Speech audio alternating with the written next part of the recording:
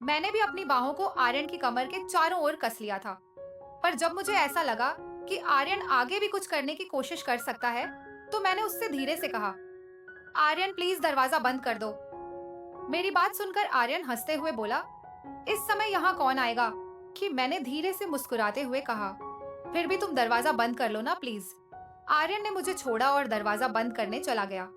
वापस आकर उसने फिर से मुझे अपने पास खींच लिया और जैसे वह मुझे अपनी बाहों में भरने लगा तो मैंने धीरे से कहा, आर्यन लाइट भी बंद कर लो प्लीज। और फिर हेलो दोस्तों, आज की इस रोमांचक कहानी में आप सभी का स्वागत है। काफी देर एक दूसरे में समाये रहने के बाद जब सब कुछ हो गया तो मैंने तुरंत ही आर्यन को पीछे हटने के लिए कहा। मेरा दिल जोरों से धड़क रहा था और मेरी सांसें भी बेकाबू होती जा रही थी। मैंने जैसे तैसे खुद को संभाला और आर्य को मेरे कमरे से बाहर जाने के लिए कहा। वह बिना कुछ कहे सर झुकाकर मेरे कमरे से बाहर चला गया। उसके जाते ही मैं कांपते हुए अपने बिस्तर से उठी और बाथरूम की तरफ चली गई। मेरा मन उलझनों से भर चुका था। मैं यही सोच रही थी कि एक शादीशुदा औरत होते हुए भी मैंने यह क्या कर दिया। एक शादीशुदा औरत होते हुए भी मैंने किसी और के सिर्फ 7 संबंध बना लिए थे और वह भी मुझसे 10 साल छोटे लड़के से। ये सब सोचते हुए मेरा दिल बहुत जोरों से धड़क रहा था। मैं जैसे तैसे बस खुद को शांत करने की कोशिश कर रही थी। जो हुआ वह नहीं होना चाहिए था, लेकिन अब ऐसी परिस्थिति में मैं और कर भी क्या सकती थी।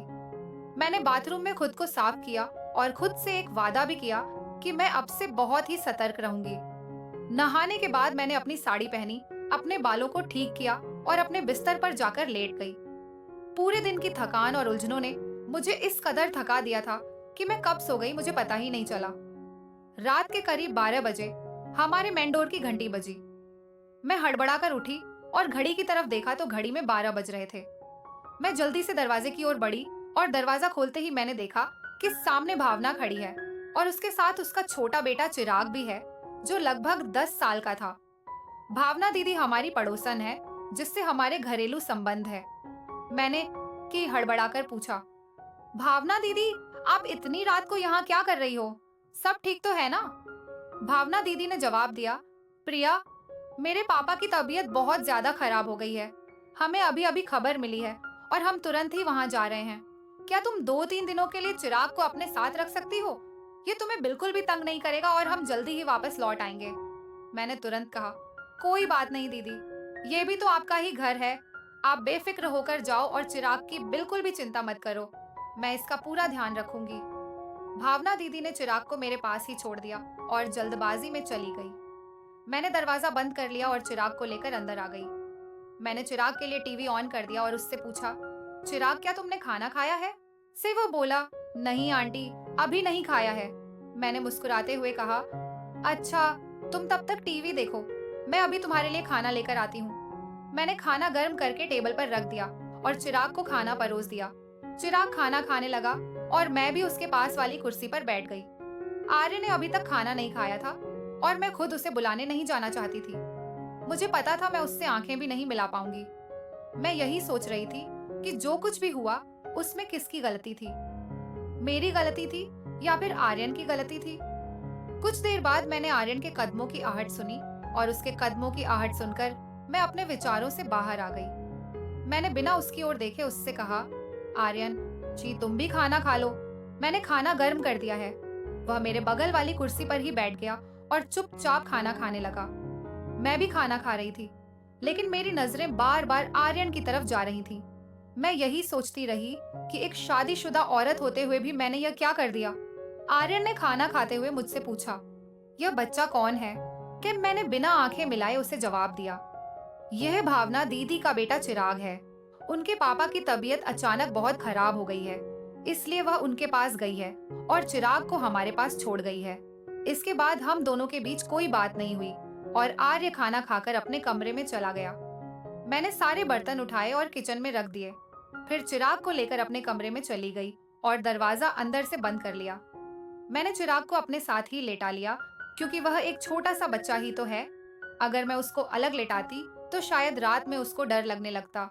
चिराग मेरे बेड पर ही लेटा था और जल्दी सो भी गया, लेकिन मैं जाग रही थी। शाम की थोड़ी देर की नींद के कारण अब मुझे नींद नहीं आ रही थी। आज का दिन मेरी जिंदगी में एक नया मोड़ ले आया था। मेरे दिल और दिमाग के बीच लड़ाई चल रही थी। दिल कह रहा था कि आज जो भी हुआ है वह सही हुआ है, जबकि दिमाग इसे गलत ठहरा रहा था। मेरा दिल तो यह भी कह रहा था कि एक शादीशुदा और औरत होते हुए भी मैं एक अधूरी सी जिंदगी जी रही थी, और अगर किस्मत ने मेरे लिए कोई रास्ता खोला तो इसमें क्या बुराई है। मैं अपने इन्हीं ख्यालों में खोई हुई थी कि अचानक से मेरे कमरे के दरवाजे पर दस्तक हुई।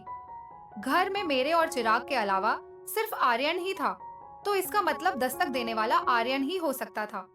मेरा दिल फिर से तेजी से धड़कने लगा था। मैंने चुपचाप लेटे रहने की कोशिश की, लेकिन दस्तक फिर से हुई। मैं यही सोच रही थी कि कहीं चिराग जाग ना जाए, और यही सोचकर मैंने धीरे से उठकर दरवाजा खोल दिया। सामने आर्यन को देखकर मैं थोड़ा सा चौंक गई और उससे पूछा, अब क्या है? तुम यहाँ क्यों आए हो? आर्य ने धीमी आवाज में मुझसे पूछा, क्या मैं अंदर आ सकता हूँ? मैंने कहा, नहीं, बिल्कुल भी नहीं, तुम जाओ यहाँ से। और इतना कहकर मैंने दरवाजा बंद कर दिया। मेरी सांसें तेज चल रही थी और मेरे दिमाग में कई सवाल उठ रहे थे। मैं सोचने लगी कि यह अंदर क्यों आना चाहता है। क्या वह फिर से मेरे साथ कुछ गलत करना चाहता है? नहीं, ऐसा नहीं हो सकता। चिराग भी तो मेरे कमरे में है, और एक बार जो गलती मुझसे हो गई वह मैं दोबारा नहीं दोहराऊंगी। लेकिन जैसे ही मैं बिस्तर पर लेटी, मेरा दिमाग फिर से कहने लगा कि इसमें गलत क्या है। अगर तुम दोनों एक दूसरे को पसंद करते हो तो इसमें बुराई क्या है? जिद तुम्हारे पति तो तुम्हें समय ही नहीं दे पाते, और आर्यन ही है जो तुम्हारा ख्याल रखता है। फिर मेरा दिमाग कहने लगा कि अगर यह बात किसी को पता चल गई तो समाज में तुम्हारी बहुत बदनामी होगी, तुम्हारा परिवार बिखर जाएगा। पिछले कई सालों से तुमने अपने आप को रोक कर रखा है, और अब जब मौका मिला है तो इसे गंवाना ठीक नहीं है। जिंदगी ऐसे मौके बार बार नहीं देती। मैं बिस्तर पर बैठी इन्हीं ख्यालों में डूब चुकी थी कि अगर मौका मिला है तो क्या इसे छोड़ देना चाहिए। आर्यन तो अभी जवान है, उसकी जिंदगी में तो ऐसे मौके और भी आएंगे, लेकिन मेरे लिए मेरे पास तो बस यह एक ही मौका है। क्या मुझे अपनी जिंदगी जीने का हक नहीं है? मैं इन्हीं विचारों में उलझी हुई थी। मेरे दिल और दिमाग के बीच जंग हो रही थी। आखिरकार मेरे मन की आवाज ने मेरे दिल की आवाज पर जीत हासिल कर ली। मुझे आर्यन के प्रति अपने पिछले व्यवहार के बारे में सोचकर अफसोस सा होने लगा। मैंने उसे बहुत ही गुस्से से अपने कमरे से भगाया था, और इस बात का मुझे बहुत ही दुख हो रहा था। मैं मुस्कुराते हुए अपने बिस्तर से उठी और अलमारी में से एक आकर्षक लाल रंग का जोड़ा निकालकर पहनने का विचार किया, और फिर बाथरूम में जाकर कपड़े बदल दिए। कपड़े बदलने के बाद मैं अपने कमरे में आई, और कमरे में आकर मैंने अपना हल्का फुल्का सा मेकअप कर लिया। मैंने अपना लाल रंग वाला जोड़ा पहन लिया था और ऊंची हील वाली सैंडल भी पहन ली थी।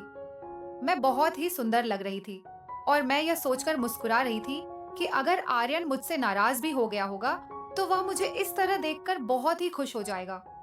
मैंने देख लिया था कि चिराग गहरी नींद में सो रहा है। मैंने धीरे से अपने कमरे की लाइट बंद कर दी और दरवाजा बंद करके सीढ़ियों से ऊपर चली आई। मेरा दिल जोर जोर से धड़क रहा था। जब मैं ऊपर पहुंची तो मैंने देखा कि आर्यन के कमरे का दरवाजा खुला हुआ है और अंदर से हल्की हल्की रोशनी बाहर आ रही है। जब मैंने अंदर जाकर देखा तो आर्यन वहां नहीं ये था। तब तक मुझे पीछे से किसी के कदमों की आहट सुनाई दी। जब मैंने मुड़कर देखा तो वहां आर्यन खड़ा था। जब आर्यन मेरे करीब आया तो मैंने झिझकते हुए पूछा, तुम अभी तक सोए क्यों नहीं? आर्यन ने आगे बढ़कर मेरे एक हाथ को अपने हाथ में थाम लिया। उसकी नजदीकी से मेरे दिल की धड़कनें और तेज हो गई थी। आर्यन ने मुस्कुराते हुए कहा, मुझे यकीन था कि आप मेरे पास जरूर आओगी। और इतना कहकर उसने मुझे अपनी तरफ खींच लिया। मैं बिना किसी प्रतिरोध के उसके पास चली आई। आर्यन ने मुझे अपनी बाहों में भर लिया था, और उसकी इन नजदीकियों से मुझे एक अजीब सा सुकून महसूस हो रहा था। मैंने आर्यन के सीने में अपना चेहरा छुपा लिया और धीरे से बोली, आर्यन, मुझे बहुत डर लग रहा है। मेरी यह बात सुनकर आर्यन ने मुझे और भी ज्यादा प्यार से अपनी बाहों में कस लिया और पूछा, डर किस बात का लग रहा है? जब मुझे उसकी बाहों में बहुत असहज महसूस हो रहा था, लेकिन एक अजीब सा आकर्षण भी महसूस हो रहा था। मैंने धीरे से कहा, कोई हमें देख ना ले। आर्यन ने भी धीरे से कहा, यहाँ है ही कौन जो हमें देखेगा? आर्यन ने मुझे अपनी बाहों में कस लिया, लेकिन मैंने हिम्मत जताकर कहा, आर्यन, अभी नहीं, यहाँ नहीं। आर्यन मेरे संकेत को समझ गया और वह मेरा हाथ थामकर मुझे अपने कमरे की ओर ले गया। जब मैं कमरे में पहुंची तो मेरी धड़कन और तेज हो गई। कमरे में पहुंचते ही आर्यन ने लाइट जलाई और फिर धीरे से मुझे अपनी बाहों में भर लिया। मैंने अपनी पीठ को आर्यन के सीने से सटा दिया। हालांकि मैं अभी भी थोड़ा सा घबराई हुई थी, लेकिन आर्यन के सीने से लगकर मुझे थोड़ा सा सुकून मिल रहा था। उसने धीरे से मेरी गर्दन पर अपना सिर रख दिया, जिससे मेरा दिल जोरों से धड़कने लगा। आर्यन ने अपनी प्यारी आवाज में कहा, आज तो आपका हुस्न कुछ खास ही लग रहा है। आर्यन के होठ मेरी गर्दन पर और उसका एक हाथ धीरे धीरे मेरी कमर के आसपास घूम रहा था। उसकी इस नजदीकी का एहसास मुझे पागल कर रहा था, लेकिन मैं खुद को काबू करने की कोशिश कर रही थी। मैंने यह सब पहले कभी भी महसूस नहीं किया था। आर्यन ने मुझे चूमते हुए कहा, आपकी खूबसूरती ने तो मुझे घायल ही कर दिया है। फिर उसने अपने हाथ में पकड़े हुए ग्लास को मेरे होठों के पास ले जाकर कहा, इसमें जो भी है वह थोड़ा सा पी लो। मैंने उसे मना करते हुए कहा, नहीं आर्यन, मैंने पहले कभी भी नहीं पी है। और यह कहकर मैंने गिलास को अपने होठों से दूर कर दिया। उसकी मीठी बातों से मेरी सारी हिचकिचाहट दूर हो गई और आर्यन ने जैसे ही गिलास को फिर से मेरे होठों के पास लाया तो मैंने कुछ घूंट ले लिए। शुरुआत में मुझे उसका स्वाद थोड़ा कड़वा सा लगा, लेकिन कुछ और घूंट पीने के बाद इसका स्वाद मुझे अच्छा लगने लगा था। इस दौरान आर्यन एक हाथ से मेरे कंधे को हल्के से छूते हुए धीरे धीरे ग्लास में मौजूद सारी शराब मुझे पिलाता रहा। थोड़ी देर में वह मेरी तरफ देखते हुए बोला, आज तो आप बहुत ही सुंदर लग रही हो। इन हाई हील्स में आपके नाजुक पैर बहुत सुंदर लग रहे हैं। अब धीरे धीरे मुझे भी शराब का असर होने लगा था। अपनी तारीफ सुनकर मैं पहले तो थोड़ा सा झिझकी, लेकिन फिर मुस्कुराते हुए बोली, तो किसने रोका है? अपनी सारी चाहत पूरी कर लो। इतना सुनते ही आर्यन ने मेरे पैरों को बड़े सम्मान के साथ हल्के से छुआ। यह सब देखकर मुझे यकीन ही नहीं हो रहा था कि कोई मुझे इतनी गहराई से पसंद कर सकता है कि मेरे पैरों को भी इस कदर से सरा रहा है। आर्यन ने मुझे अपनी बाहों में ले हल्के हल्के मेरी गर्दन पर चुंबन देना शुरू कर दिया। मैं भी आर्यन की बाहों में एक सुकून महसूस कर रही थी। शराब का हल्का हल्का असर मेरी खुशी को और भी बढ़ा रहा था। मैंने भी अपनी बाहों को आर्यन की कमर के चारों ओर कस लिया था। पर जब मुझे ऐसा लगा कि आर्यन आगे भी कुछ करने की कोशिश कर सकता है, तो मैंने उससे धीरे से कहा, आर्यन प्लीज दरवाजा बंद कर दो। मेरी बात सुनकर आर्यन हंसते हुए बोला, इस समय यहाँ कौन आएगा? जी, मैंने धीरे से मुस्कुराते हुए कहा, फिर भी तुम दरवाजा बंद कर लो ना प्लीज। आर्यन ने मुझे छोड़ा और दरवाजा बंद करने चला गया। वापस आकर उसने फिर से मुझे अपने पास खींच लिया और जैसे वह मुझे अपनी बाहों में भरने लगा तो मैंने धीरे से कहा, आर्यन लाइट भी बंद कर लो प्लीज। लाइट बंद होने के बाद हम दोनों एक दूसरे में समा गए और सारी रात ऐसे ही गुजर गई। अब मैं अपनी जिंदगी में खुश थी कि मुझे अकेले इतनी बड़ी जिंदगी नहीं गुजारनी पड़ेगी। कमेंट करके जरूर बताइएगा कि आपको ये कहानी कैसी लगी। अगर आपको ये कहानी पसंद आई हो तो इसे लाइक करें और अपने दोस्तों के साथ भी शेयर करें। आगे भी ऐसी रोमांचक कहानियों के लिए हमारे चैनल को सब्सक्राइब करें और बेल आइकन दबाना ना भूलें।